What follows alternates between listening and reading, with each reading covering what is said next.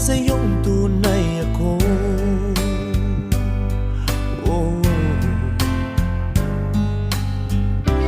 Di mo ba naririnig? Sinisigaw ng puso kong ito, pangalan mo. At kahit na anong gawin, binigay ko ng bituin, di pa rin napapansin ang